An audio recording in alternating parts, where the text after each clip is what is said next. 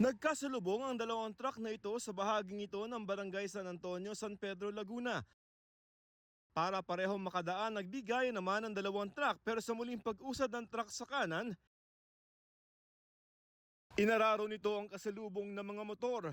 Pawang nagtumbahan ng mga ito, may ilang rider pang muntik magulungan. Ang driver truck siya, inaabot nila doon lang banda eh. Pero huminto naman siya. Nakausap ng PMP. Nagsisigawan na po yung tao. Yung mga nabangga, ang ginawa ng mga motor? Nakahiga lang po sila, hindi po nila po alam yung gagawin po nila. 7 ang nasira mga motorsiklo dito at isang sugatan.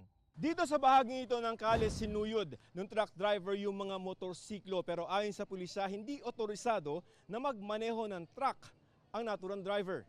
May lisensya naman, kaya lang hindi siya pwedeng mag-drive sa 6-wheeler. Oo, kasi non-professional driver's license lang yung hawak niya. Hindi rin daw lasing ang driver pero Statement ng driver na sinabi niya na imbis na yung preno ang hapakan niya, yung accelerator. Yun sa pagtanong ko dun sa boss niya, talagang hindi naman talaga driver daw. Ayun ay taga-balahibo lang ng mga manok. Gustong matutong mag-drive. Pinakialaman niya ngayon yung truck. nakausap namin ang may-ari ng truck at amo ng driver. Sabi pa nila sa GMA Integrated News, nakausap na nila ang mga biktima at nagkasundo na sila na babayaran ang mga danyos at gastos sa ospital.